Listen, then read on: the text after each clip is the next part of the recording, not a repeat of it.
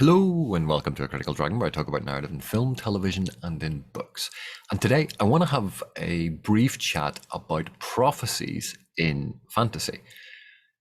The reason being, obviously, with the Wheel of Time adaptation currently being very, very popular, there's an interesting argument to be had about the in-world interpretation of prophecy and what that means and why different characters have different beliefs and act in different ways, and what a viewer or even reader of the books thinks about prophecy. But this goes back, prophecy has been used in multiple different fantasy narratives. And it is a fascinating concept because obviously in the real world, we have had prophecies. Prophecies happen, particularly with various religions and that sort of thing. And I am not getting into the real world aspects. I am not talking about anyone's religion, and I do not want to get into that debate because as soon as you start talking about religion as literature and as fantasy, people get very, very offended. And I don't want to offend people who have genuine religious or spiritual beliefs that involve prophecies. I want to talk solely about prophecies in literature, in fantasy literature, typically, because it's interesting and we can explore various aspects of this. So the first thing I want to talk about is the paradox between predestination and free will, because the presence of prophecies, depending on how they are used, raises this question. If a prophecy cannot be circumvented, if it has accurately depicted the future and the future is fixed, then what does that mean about free will? Because if the future is fixed, whatever we choose to do, we were always going to choose to do. Therefore, we didn't really have a choice, did we? The future is fixed. It has basically already happened. And therefore, you're always going to end up doing what you're always going to end up doing. And it causes an erosion of the concept of free will. And it's a fascinating and deep ethical and philosophical area to examine. And what I just said is the barest, most superficial attempt to articulate it.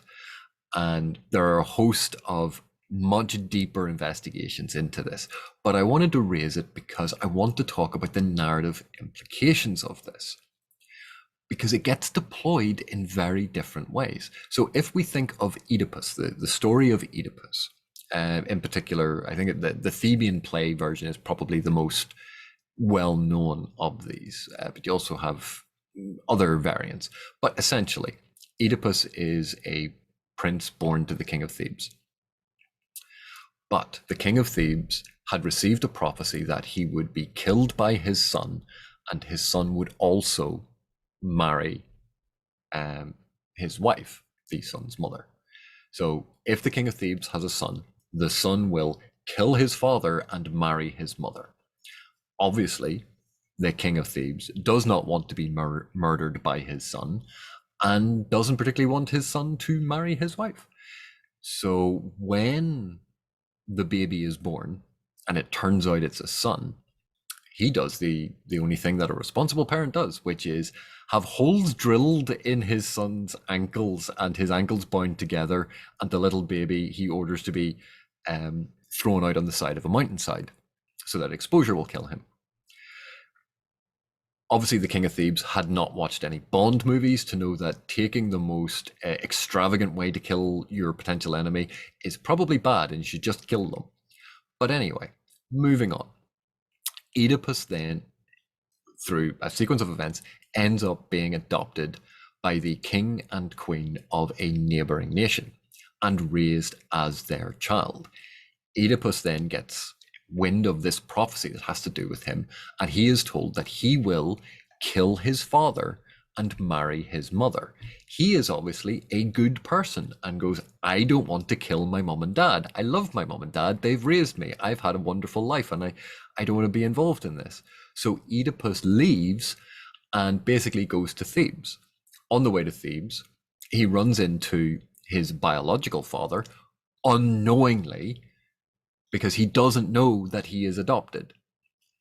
He runs into his biological father, Neither one of them is willing to give way on the road to let the other pass, and Oedipus kills his dad, thus unknowingly fulfilling the first part of the prophecy.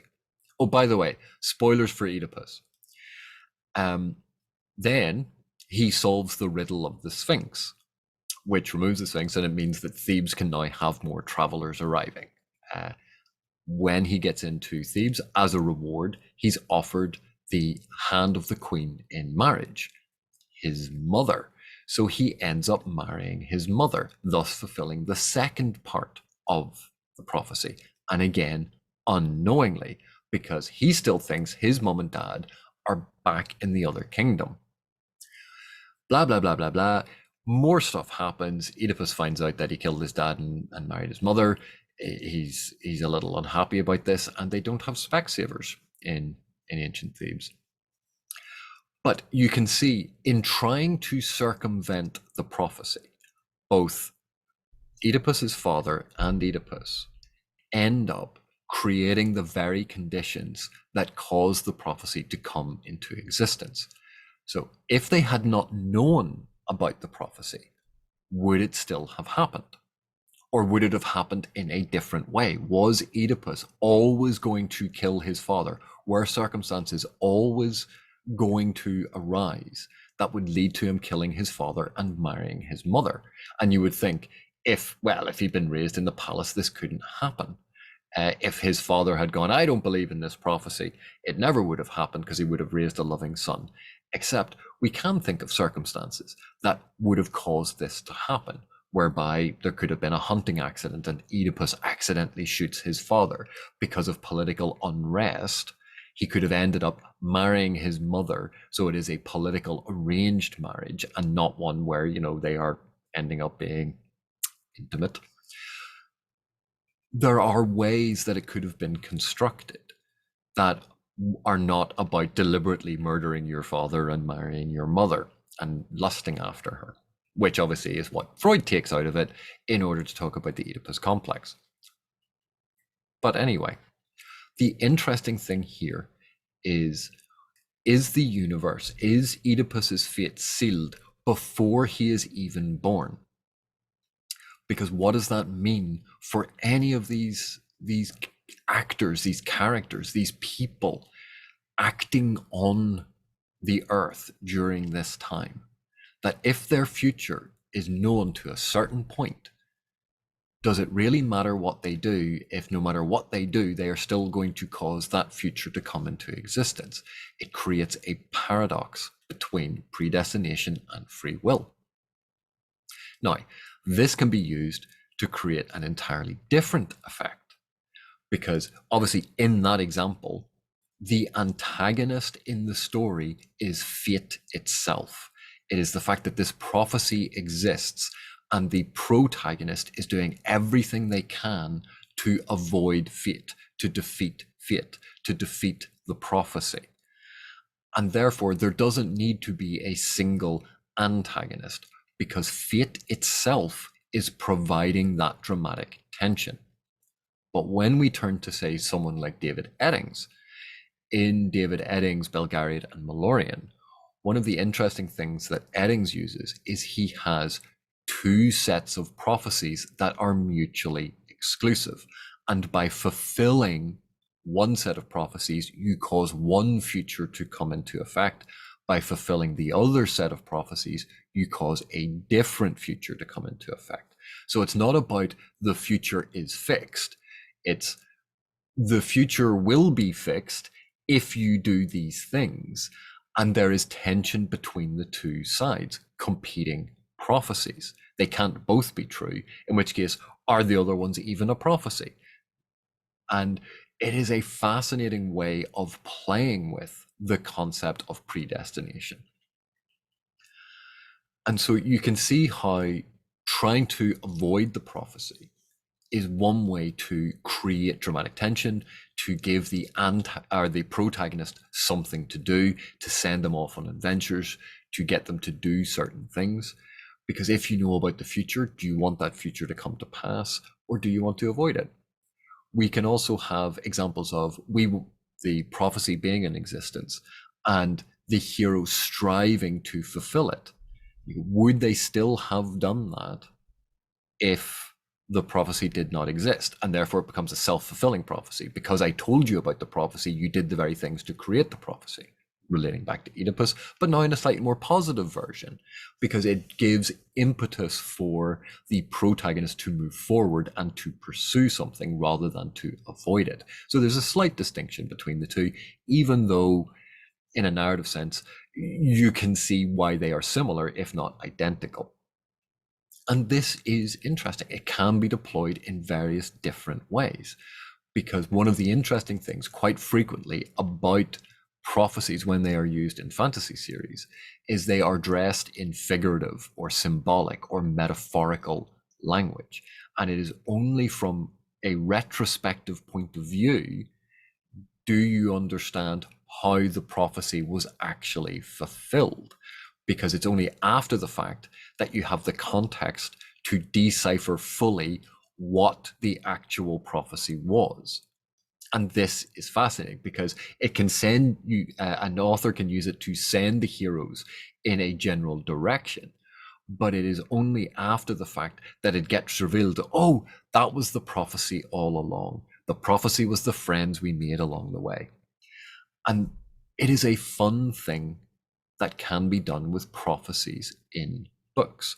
Dress them up in metaphorical language, because otherwise, if you tell the reader outright, well, this is what's going to happen, prophecies basically come under the heading of spoilers. Prophecies are the ultimate spoilers. They tell you what's going to happen. If you believe that they cannot be circumvented, if they are always fated to exist. But most authors try to build in wiggle room, particularly to avoid the free will paradox. And the reason this is so fascinating is because they then can decide whether or not, in trying to avoid or trying to create the circumstances for the prophecy, the heroes are successful or unsuccessful. It gives multiple ways of using this, that it gives a sense of they are working towards this, and a sharp-eyed reader might be able to decode the information and go, aha, I've worked out roughly where this is going, but I don't know the exact circumstances. But when those exact circumstances occur, a light bulb goes off in the reader's head. They realize that the prophecy has actually been fulfilled, even if the characters do not know it yet.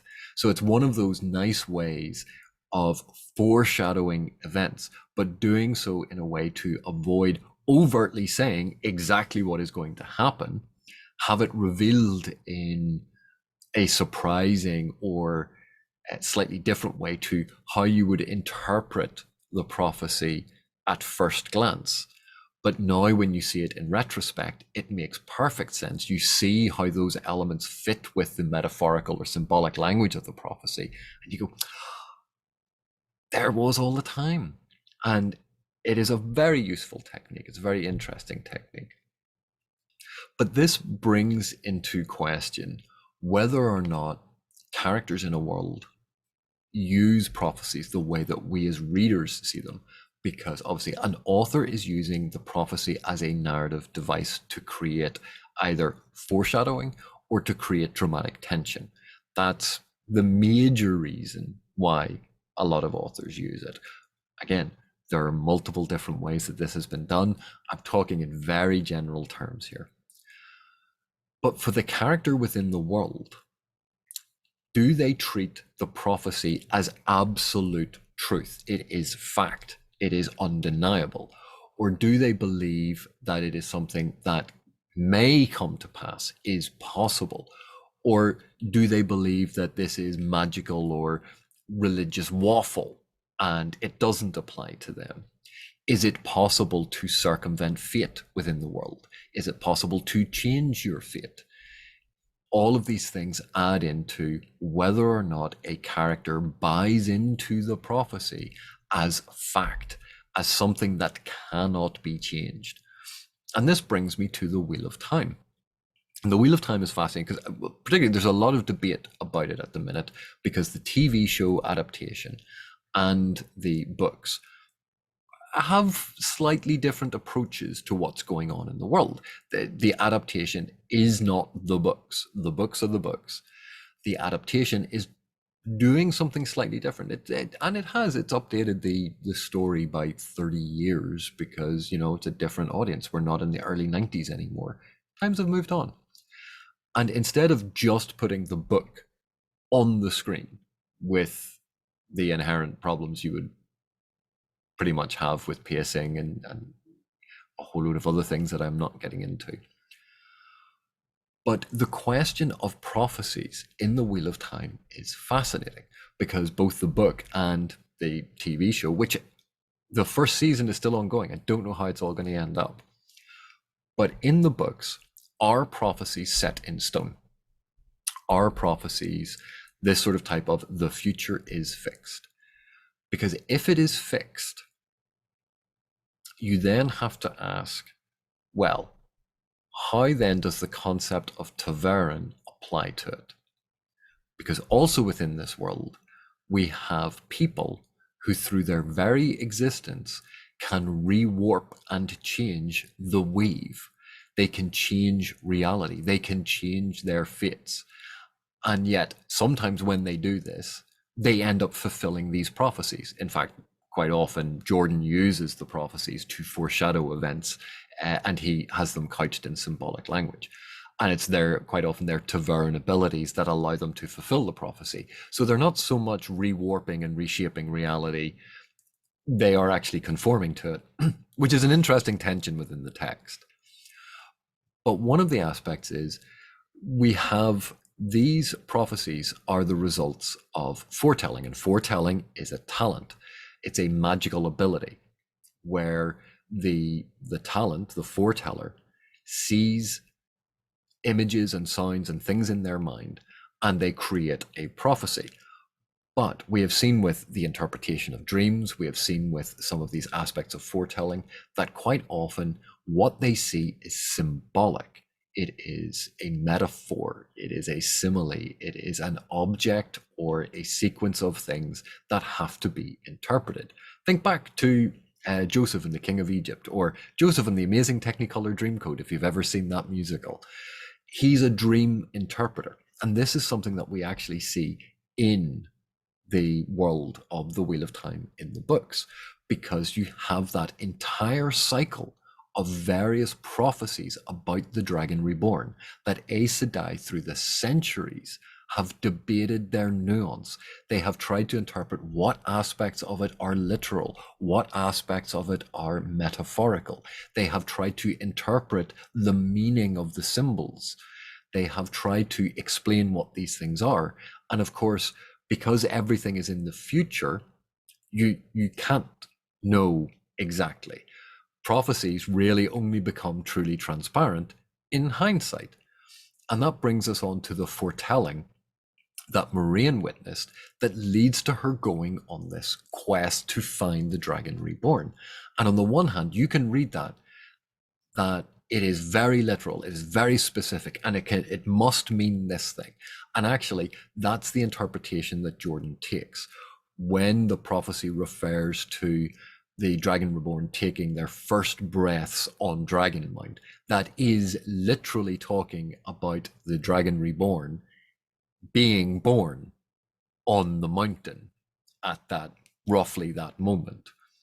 It is very, very literal. But the issue with this is none of the characters know that this is literally true, because it is entirely possible within that world that there's another way to interpret it. And to give you an example of this, Logain claims that he is the dragon. If Logain, at the moment of that foretelling, had been a young boy on the side of Dragonmount, and in the battle, and he'd been a young soldier, and he gets set on fire and falls into the snow, screaming and yelling like thunder and burning like the sun because of whatever weapon. And at that moment, fate solidifies and creates him as the Dragon Reborn, Jordan could have written that story, because from that moment on, Logain could have been the Dragon Reborn, because it was only at that moment he was born as the dragon. It's only at that moment that he is consolidated as the Dragon Reborn. That is when the Dragon Reborn takes his first breath. And before, I know people will argue in the comments about this, but let's think about the moment when another character becomes the Kara Khan. If the prophecy had been, and on this day the Kara Khan will take their first breath, is that referring to when the Kara Khan is born, or is it referring to the day when the Kara Khan will be named and become the Kara Khan? That it is a character the day before, but on that day they go through these events and they become the Kara Khan. And in that moment, that is when the Kara Khan takes their first breath.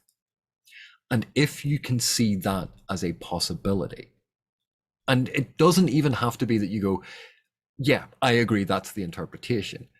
If you can see it as a possibility that it could be interpreted that way, it mightn't be as persuasive. But if it could be that way, you can then understand why, when the characters are looking at prophecies, these are not facts. They have a belief in them, but they know that aspects of it they may have misinterpreted. Aspects of it may be symbolically couched, and they are not sure. They have an interpretation. They believe their interpretation is correct, and they will act on that. And that makes perfect sense for these characters. And some characters may believe in it to the exclusion of all else, but the majority of characters will admit that there is a potential that they have misinterpreted what they were told, that when they listened to that prophecy, they got the wrong end of the stick. And another thing that Jordan works into the world that is very similar to this is the Aes Sedai inability to lie. They tell the truth. They have to. They cannot lie when they have taken the oath, or the 3 oaths. But that doesn't mean that they can't mislead. So even though they have to tell the truth, and you can say that a foretelling, when it is given, is truthful from a certain point of view, to quote Obi-Wan, that when you look at it from a certain angle, you go, that's what it means. But that doesn't mean that you haven't looked at it before and thought it meant something else entirely. And that's one of the fascinating things about how Jordan manipulates prophecy in The Wheel of Time. And yet we still have sections in the series where one of the characters essentially goes through, tries to decode elements of the prophecy in order to develop a checklist of what to do next. And that's viewing prophecy very differently. So Jordan's Wheel of Time is a very interesting way of approaching what prophecy is and can be. But the major point here is, with hindsight, prophecy becomes transparent and you can see the events that fulfill it. But that leads us on to talking about Iser's gap theory, Wolfgang Iser's gap theory, and the difference in knowledge, the differential in knowledge between a reader and the characters in the text. Because as a reader, we are aware of the artificial nature of the thing in front of us. We are reading a book. This is not reality to us. We know that information gets passed to us, narrated to us as part of the narrative, that this is something that the author wants us to know. So we think about that information differently than the characters do. For the characters, this is as if someone has come up to them in their world and said, I have seen the future and this is what's going to happen. I have seen it. And they can be just as credulous. They can be just as skeptical as we can in our world. But as readers, when we read it, we understand that information differently. And also as readers, because we are aware of who the author is trying to focus on, we can start to discern the pattern of these prophecies, these foreshadowing events, differently to the characters in the text. That does not mean that the characters in the text have to think about them the same way that we do. And when we have finished an entire narrative, an entire book, an entire series, and we look back, we can go, oh, it was clear that the prophecy meant. You go, yes, from our perspective, it is clear, not necessarily from the perspective of the character. And it can be very difficult to wrap our heads around this because we have a different context. When someone says, oh, this character will be born at such and such a time, a lot of these fantasy worlds do not have accurate calendars. Everything is based on a lunar cycle because they don't have the calendar on their phone or on their laptop or even printed calendars. They don't have those. They have lunar cycles, which means things are slightly hazier. When was so-and-so born? Oh, it was near the spring equinox. How near? It was just before the spring equinox, wasn't it? Now, does that mean next year, when the spring equinox comes around, is it exactly that day? Is it the fact that it needs to be 5 days before the equinox? Or because of whatever way the cycle is that day in our terms of calendar about a month before the spring equinox, or even 5 days after the new spring equinox? That trying to pin down dates in a society in which passage of time is slightly less rigid than the passage of time in our world can be very difficult for our brains to wrap itself around. Dates are not the same in a lot of these fantasy worlds because it is fixed more on cycles, not necessarily on the dates of a calendar. Even the passage of time during the day, when did that happen? Oh, it's going to happen at noon. Oh, when the sun is at the highest point ahead, because none of them have watches. And we can so easily fall into that trap of assuming modern day concepts and applying them to a world where they do not apply. Authors sometimes do it unconsciously. Readers do it unconsciously as well. It happens.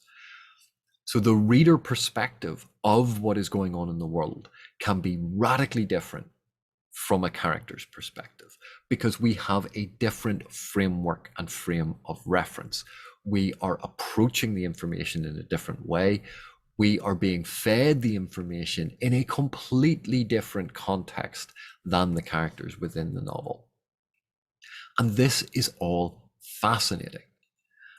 And that's what I wanted to talk about. It's not to gainsay any different approach because authors use these in very different ways. Are they going to be spurs for the protagonist?